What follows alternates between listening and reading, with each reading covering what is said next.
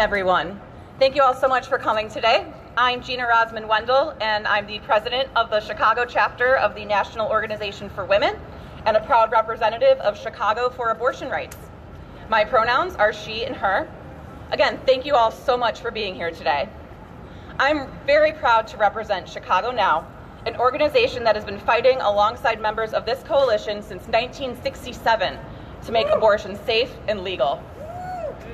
But as glad as I am to see this amazing coalition here today, I honestly can say that I wish we were not here right now.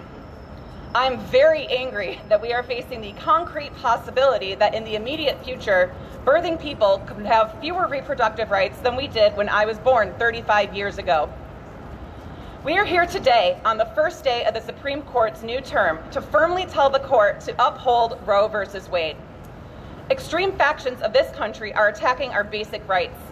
The right to control our bodies, our right to vote, to make a living, and to have equal access to health care. These are rights that we all supposedly have, but based on color, sex, age, and socioeconomic status, often cannot exercise in reality. Extremists march with signs that say, "My body, my choice," when it comes to COVID vaccine mandates, but they take no issue with laws that dictate our choice whether or not to bear a child. A choice that Ruth Bader Ginsburg once described as central to a person's life, to their well-being and dignity. When the government controls that decision for people, it treats us as less than fully adult humans responsible for our own choices.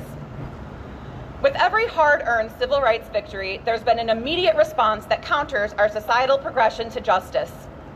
Ever since the court first decided Roe v. Wade, extremists have chipped away at the right to reproductive autonomy, and the court has let them do it. The court has upheld medically unsound, discriminatory laws that are only imposed on abortions, not other medical procedures. Meanwhile, anti-choicers who've been plotting against reproductive rights for years have already won a huge victory. Anti-abortion judges are currently in all levels of our judiciary, all the way up to the Supreme Court. We're here today to tell those who think they won, those who seek us to push us back into the dark ages, we cannot go back. We will not go back.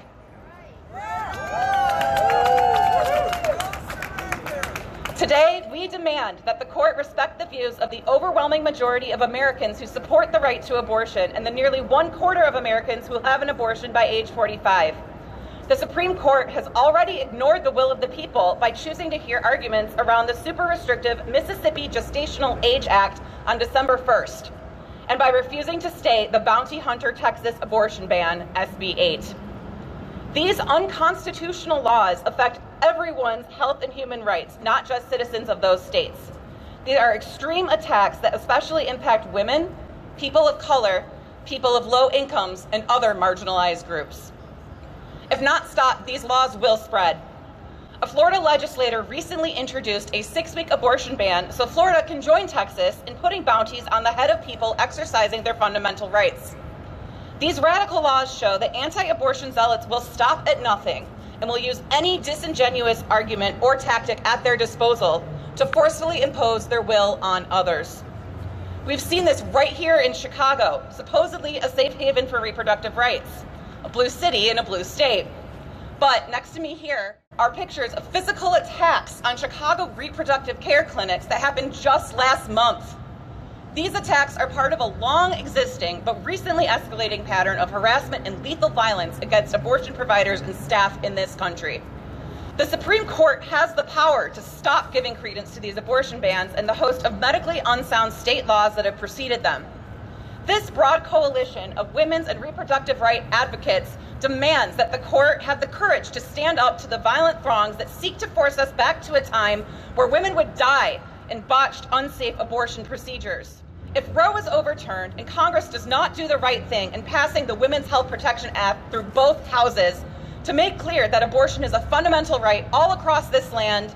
We know the rich and powerful will publicly celebrate, but they're still going to be able to access abortions in private. The ones who suffer most are the very young, people of color, and people of limited means. These are people systematically oppressed by the ones in power. Their lives are the ones on the line. That's why here in Illinois, we must also repeal the Dangerous and Onerous Parental Notification of Abortion Act. We must respect the bodily autonomy of young people and support their right to make their own decisions about their futures. I encourage you all to contact your federal and state legislators and demand that they support the WHPA and support repealing P&A here in Illinois. Those who oppose reproductive rights are often the same hateful forces who repeatedly attack the rights of LGBTQ people, the rights of young people, Black and brown people, immigrants, and refugees.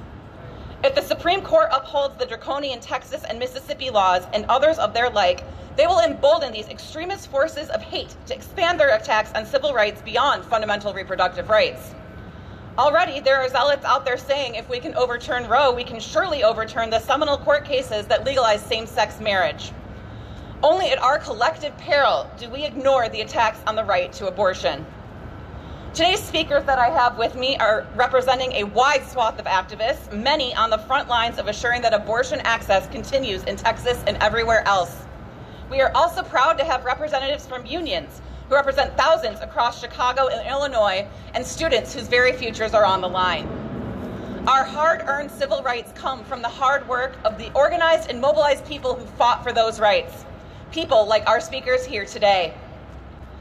The past has showed us that we cannot rely on any one politician or elected body to protect us, not even the Supreme Court, a body that is supposed to be neutral and divorced from politics, but has become polarized and nakedly political.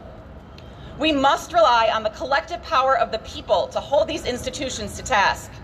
Therefore, we're asking you all to mobilize and join the protest that will be occurring around the nation on Saturday, October 2nd. Here in Chicago, the United Rally for Reproductive Justice and March to Defend Abortion Access will be at 11:30 a.m. Saturday at Daley Plaza. We urgently encourage everyone to attend and declare in one voice, no abortion bans, not now, not ever. Without further ado, please welcome Megan Daniel, the support coordinator for Chicago Abortion Fund. Megan started with CAF as a helpline volunteer in 2015, has served on the CAF board, and now leads their volunteer case managers and talks with callers every day. Thank you so much for being here this morning. It's a huge honor to be here representing the Chicago Abortion Fund, and thank you for that comprehensive overview of what we're up against together. As we all know, on September 1st, SB8, a blatantly unconstitutional and harmful abortion ban, went into effect in Texas, and we're facing a slew of other bans in the pipeline. And a quick rundown of the law, for anyone who's unfamiliar, tells us that the 6-week abortion ban gives power to anyone to enforce the ban. Any anti-abortion extremist can collect up to $10,000 by suing abortion providers, funds, or anyone who helps a person obtain an abortion after 6 weeks of pregnancy. We've seen it happen already with people trying to test the law, and we know that this provision, deputizing everyday people to police and punish pregnant folks, funds, and providers, is part of a long-standing legacy of racist policing and criminalization. We know that all abortion bans are part of a long-standing legacy of racist policing and criminalization, and that this is fundamentally about controlling movement, controlling bodies, which is why, as we work on the ground to connect callers to funding and logistical support every day, we have our hearts set on the horizon to a future without borders, without cages, and without police. This ban is devastating and comes after a series of restrictions on abortion in Texas, just like the bans that follow in other states would. And despite the best efforts by politicians and anti-abortion extremists who are attempting to completely ban abortions, we are here, along with a robust national network of funds, providers, and supporters, a constellation of amazing people. We can't do it alone. And we lift up our sibling abortion funds in Texas and in the Southwest in light and love, and call on each other to follow their lead in this fight. In 2018, we supported 183 people. In 2019, we supported 824.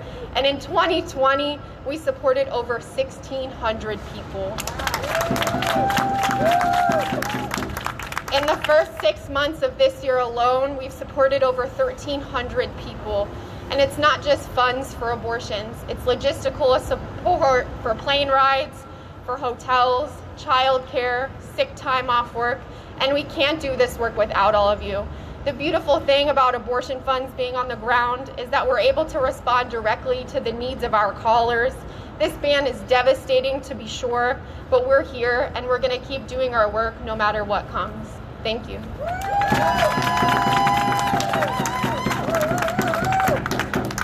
Thank you so much, Megan. Our next speaker is Jennifer Welch, the President and CEO of Planned Parenthood of Illinois, which provides affordable, high-quality reproductive health care services and medically accurate sexual health education to women, teens, and men throughout Illinois. Through medical services, educational programs, and advocacy efforts, PPIL works to ensure and protect the reproductive rights of each individual. Thank you. I am both honored and furious to be here today as the Supreme Court session opens, and it may be the very last time that we have a Supreme Court that recognizes Roe as the rule of our land. My colleagues have already told you about SB8 and the damage that it's doing. Not only does it make abortion illegal at 6 weeks before most people even know that they're pregnant, it sets up vigilantism, or the sue thy neighbor law, so that anybody who provides an abortion or helps somebody get an abortion can be sued. We're already seeing this with one case in Texas where the provider has been sued by two people who had no relationship to the patient or the provider and don't even live in Texas. That's the world that we're coming into. We're also seeing patients travel long distances to access high-quality care here in Illinois. The number of people coming to Illinois for abortions has increased steadily since 2014, and we expect that to increase dramatically because of SB8 and the copycat laws that we are already seeing across our country. Because the Supreme Court let SB8 stand, we anticipate similar laws. In fact, last week it already happened in Florida, and a similar vigilante law was released in Florida. And then we expect even more patients to need to travel here to get care. As my colleagues have already said, the people most impacted by this are the folks who don't have the resources to travel easily. And that means that brown and black communities, people from rural communities, people living with low incomes, people with disabilities will have even more hoops to jump to get the care that they need. Today, at the start of this Supreme Court session, we have every reason to fear the end of the federal protection for access to abortion. We don't know how the court will rule in the upcoming Dobbs case, which challenges the 15-week Mississippi abortion ban, but they have clearly given signals that they intend to ignore 50 years of settled law. When laws target abortion providers, it doesn't only end access to abortion. It decreases access to the important and life-saving reproductive and sexual health care that we provide, because the providers that are here today do many other services, and all of those are now at risk because of these laws. We're lucky here in Illinois because we have the Reproductive Health Act, or the RHA, and that reinforces that here in Illinois, abortion is health care, not a criminal activity. But we have to remain vigilant here in Illinois as nationally these rights are overruled or dismantled. We can't afford to be complacent. The laws can change, so we must remain vigilant for patients in Illinois and all others who depend on us. Planned Parenthood of Illinois' doors are open, and we are here to unapologetically provide abortion no matter what your zip code, no matter what. Thank you.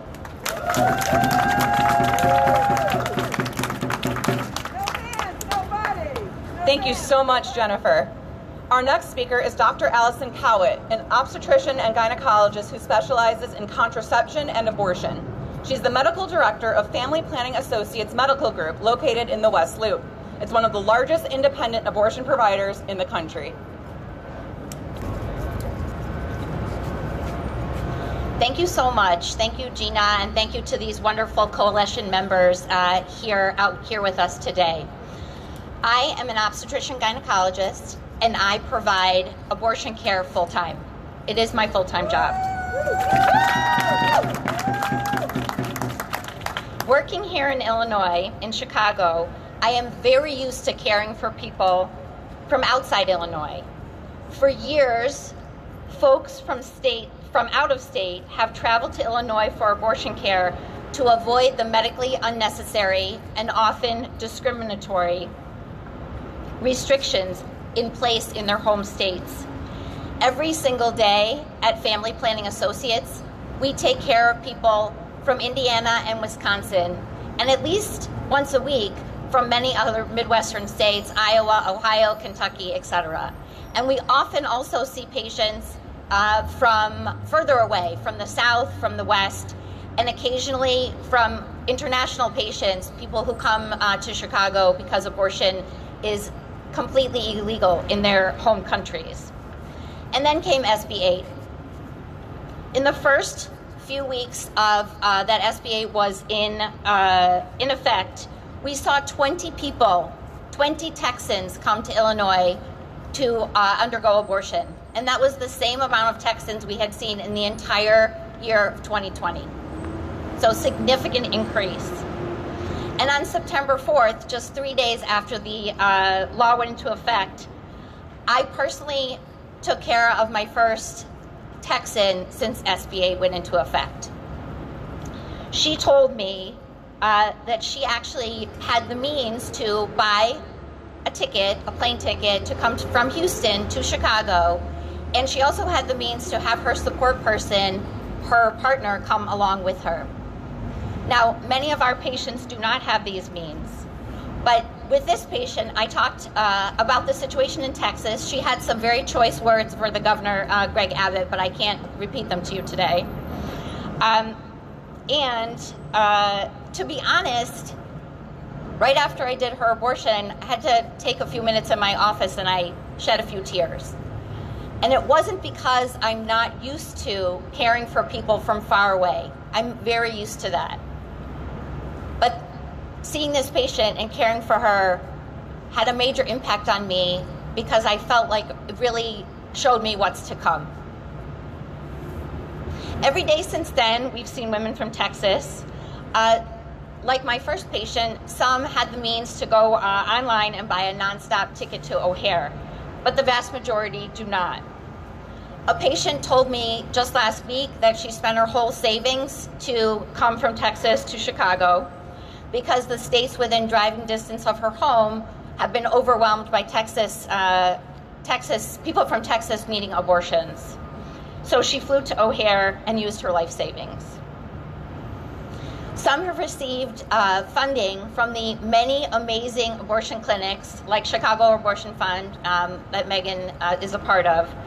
And these funds are working day and night to help people who need to come from Texas and other places far away to pay for travel, lodging, food, babysitting, all these different things that people need.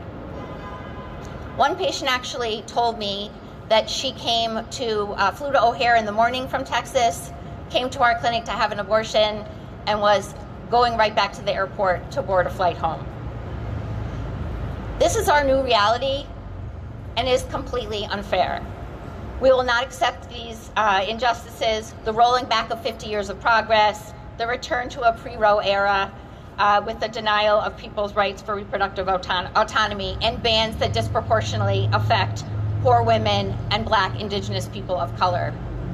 Let me say one last thing, and that is repealing the parental notice of abortion law in Illinois is extremely important.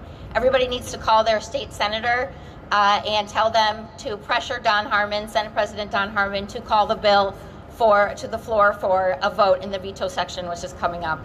We must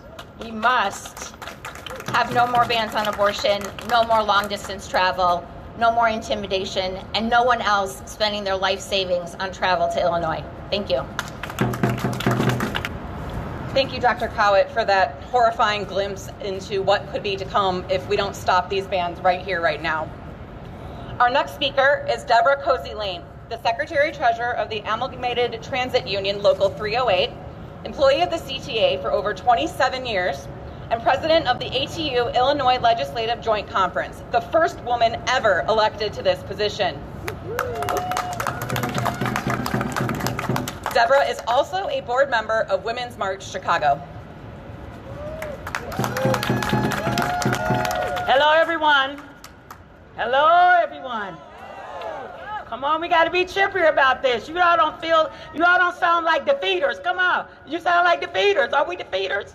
I don't know. Are we defeaters?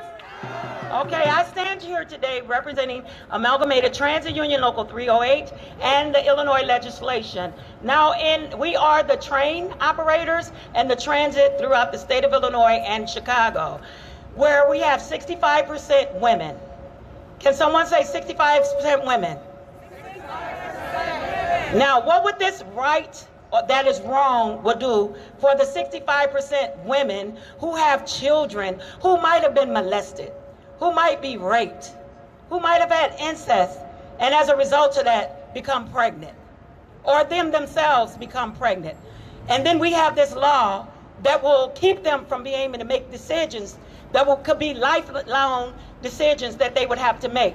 What do you think how would that affect a person that's driving the train or driving the bus? I don't even want to imagine that, ever. When I was in the 6th grade, I will never forget this. There was a young lady who got pregnant, who was afraid to tell her parents, and so she took a hanger and tried to give her own self-abortion. I will never forget that, and that plagues my mind every time these disgusting abortion supposed to be rights come up. No one can speak about our bodies better than we can. No one should be able to make the decisions about what we do for our body better than we can. Women sustain and we hold on to a lot. We have a lot on our minds with children, not to even mention this pandemic. Raising a household, going to work. Why should we have to fight and make a decision if a man decides to attack us and rape us and take our willful rights away from us? Why can't we make the decision not to have? Because I'm going to tell you what's going to happen. If you force us to have it, the mental aspect that will bring to that woman all of her life for birthing a child that she did not consent to having will plague her and that child for the rest of her life. Do you have the right to make that decision on my mental sanity? No, you don't. So I'll tell you what to do, Texas, with that money that you're making these laws with, and to the court system with that money. How about fixing the mental aspect of these men that are molesting and raping and having incest on these women? How about taking that money to have programs to teach people about abstinence? Then we won't have to deal with all this abortion. But one thing for sure, two things for certain. You will not be the voice and the choice of what happens to our bodies. It's our game this time. That's why I wear this. Women support sports all across this nation. Guess what, men? We need you to stand up and support us. Abortion rights is right for us. Let us make the choice. Thank you.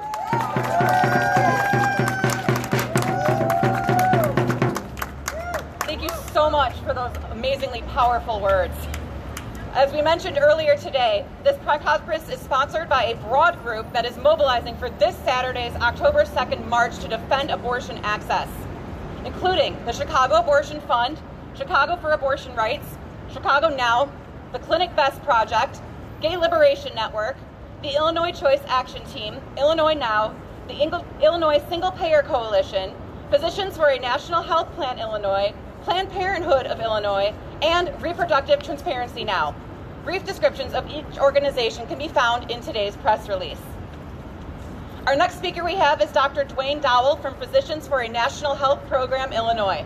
Dr. Dowell is also president of the Illinois affiliate of the Religious Coalition for Reproductive Choice. Good day, all. I'm Dwayne Dowell, speaking here today on behalf of Physicians for a National Health Program. Physicians for a National Health Program is a single-issue organization advocating for a comprehensive, universal, single-payer national health program. PNHP has more than 20,000 members and many chapters all over the United States. It is an organization based on the belief that health care is a basic human right. I remember years ago at a Planned Parenthood gathering in Dallas, Texas, Congresswoman Barbara Jordan, with her powerful voice and towering intellect, talking about the fundamental rights of women to access comprehensive health care. Throughout her keynote speech, she repeatedly referred to these fundamental rights. Well, access to competent, passionate reproductive health care is indeed fundamental to the health of this nation. We all know that there are places in this world where people, mostly men, with rigid religious beliefs feel they can exert control over women's lives in the areas of education, health care, social interaction, and behavior. Not in the United States of America, we say. Well, I have news for you. We just did it right there in Texas, and are threatening to do more. We must not let freedom of religion be turned on its head. We must not let the constitutional right to terminate a pregnancy be put at risk. Single-payer health care, or Medicare for all, would include access to comprehensive reproductive health care, remove out-of-pocket expenses for medically necessary care, and enroll the 30 million people who are still uninsured. It is my firmly held belief that when a woman controls her own reproductive decisions, her life is better. Life is better for her family, life is better for her community, and the world is a better place. Thank you.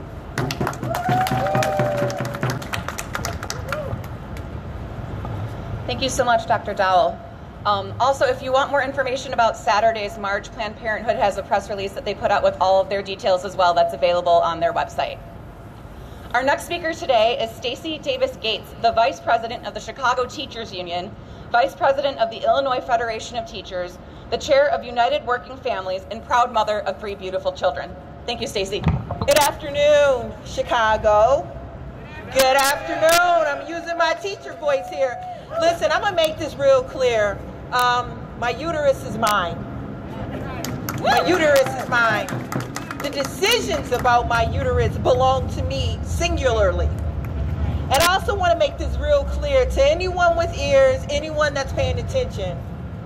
The enemy of labor, the enemy of working people, the enemy of black people, the enemy of our ability to live in this country with justice and equity are the same people who believe that they can legislate my uterus. There is no distinction between those who believe that black lives don't matter and your uterus belongs to them. There's no distinction between those who believe that I don't have the ability to vote or choose what's best for my body. There is no distinction between those who rail against the rights of educators to get a smaller class size, PPE, and safety. There's no distinction between these people. These are the same people who believe that they know what's best for us without us. So I want to make this clear. This fight is everyone's fight. This is a labor fight. Can I hear you? This is a labor fight. This is a teachers' union fight. This is a black woman's fight. This is a brown woman's fight. This is a every woman's fight. And let me tell you this too, this is a man's fight too, because we don't make them by ourselves. So let's be clear. Our fight for justice and equity begins from the top to the bottom. Our justice for equity begins with men, it begins with women, it begins with children. It begins with those who have melanated skin and those who don't. We must all find our commonality and our ability to raise our voices for the very thing that gives us our self-determination, our ability to choose for ourselves.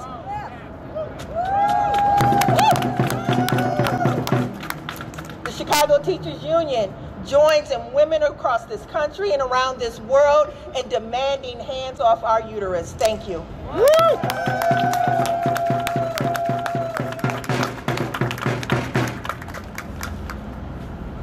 Thank you so much, Stacy. Couldn't agree with you more. Our next speaker is Lucille Lindsay from the UIC chapter of the Young Democratic Socialists of America to speak about the impact this could have on our youth.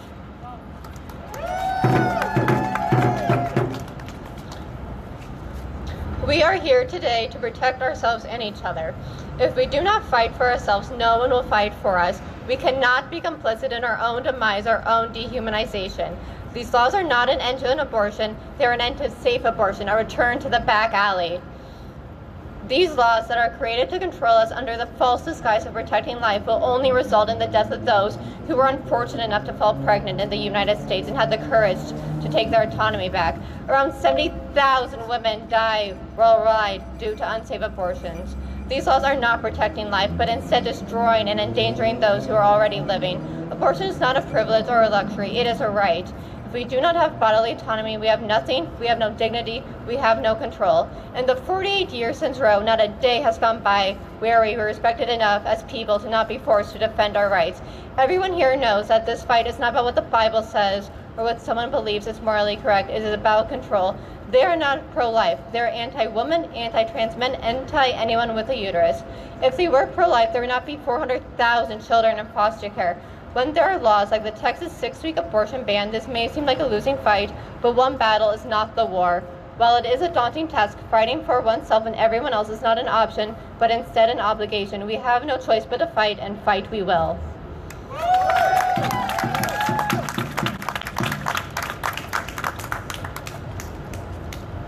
Thank you so much.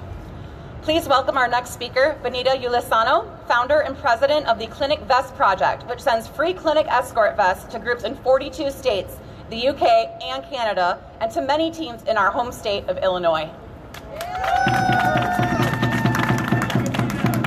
Thank you so much for having me here today.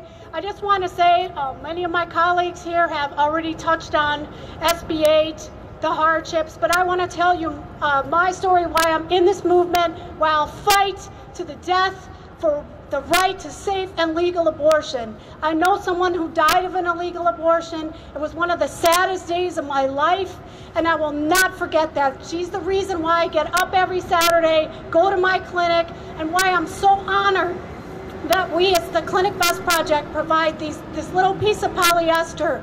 And we are in the homes of our clinics across the country.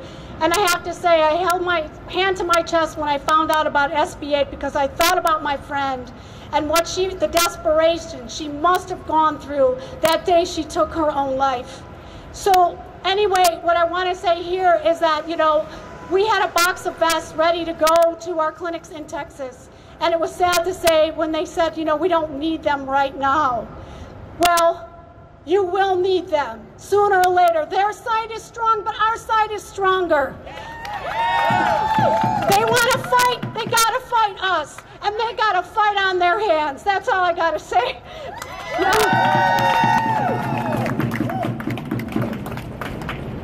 Thank you so much, Benita. I completely agree that they will need those vests soon. We will bring this fight back to them.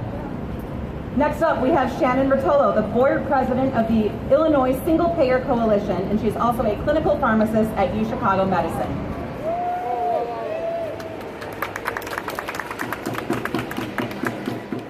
Hi, I'm Shannon Rotolo. I'm the president of the Illinois Single Payer Coalition. We're a single issue organization that believes that healthcare is a human right. And as such, we need a single payer system in this country so that if you or someone you know or someone you love needs healthcare, whether that's an abortion, whether that's contraceptives, whether that's pre-exposure prophylaxis, any form of healthcare, any form of sexual health care, any form of reproductive health care, that should be free to you at the point that you need it. That's right. You shouldn't have to call a friend and say, I can't afford this, I can't afford this. Can you lend me some money? You shouldn't have to save up for weeks. When you need health care, you should get the health care you need from a health professional that you trust. Not whoever your employer wants to contract with because it's cheaper, not wherever your insurance wants to route you for that prescription, but from the healthcare professional that you trust. Because these are big decisions and important decisions that, as the other speakers have said, affect the rest of your life. So it's really important that this is accessible, and that means that cost is not a barrier.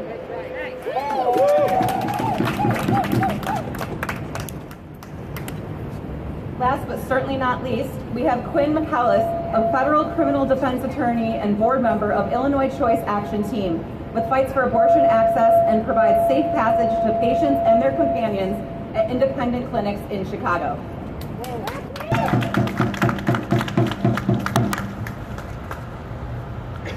Thank you. I came to this fight not through an abortion, but through my own miscarriage. I wanted a pregnancy and I lost it, and I ended up in the hospital because I didn't know what else to do. And while I was there, I felt like my consent was unnecessary.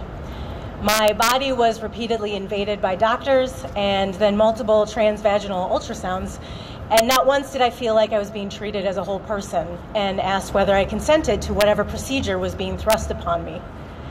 Before that night, I had taken my own bodily autonomy for granted. I assumed that the fight was over. We won. We won the right to have an abortion. Our bodies were recognized as our own, and that was that. But after that night, and then when I became pregnant with my son, I realized that the autonomy I thought was a given could easily be taken away, especially when pregnancy was involved. That's why I got involved in this movement. Because restrictions on abortion access, that's just the beginning of a regime of control over not just this one reproductive choice, but our lives. We've heard horror stories of prisons shackling pregnant people as they try to give birth. We've heard stories of people being prosecuted and imprisoned for their own miscarriages. And now they want to imprison us just for helping another exercise a fundamental right. We have seen time and time again that the laws enacted under the fantasy of protecting us are then used to punish us for exercising our rights over our own bodies. And every step of the way, we have said no. This fight that we have, it's got to be fought on many levels. In front of the clinics, in the offices of our elected officials, and in the courtroom. No battleground is more important than the other, and each one is necessary for us to protect our rights to control our bodies and our lives. Those of us in safe havens like Chicago, our voices and support are as necessary as those warriors fighting in Texas and other battleground states. We cannot rest thinking that we are safe here in Illinois, because the other side is not resting. They want Illinois to be just as hostile of a place for reproductive rights as Texas, Arkansas, South Carolina, any of those battleground states. One thing that I have learned from my almost 10 years of fighting this fight is that our side is loud and fearless. We won't back down, and we never shy away from a fight. If you want to join that fight and feel what it feels like to have that action happen right in front of your face, you can join us at the Illinois Choice Action Team in protecting access to clinics. If you want to help patients and their companions try to access those clinics, come talk to Benita in the blue vest. She will get you signed up with us. We have 2 new clinics who are under attack from anti-choice protesters, and we need escorts to help those patients get into those clinics. It is some of the most rewarding work that I have ever done, and if you want to feel like you're doing something right there in front of your face, helping patients access clinics is one of the most tangible ways you can do that. Thank you.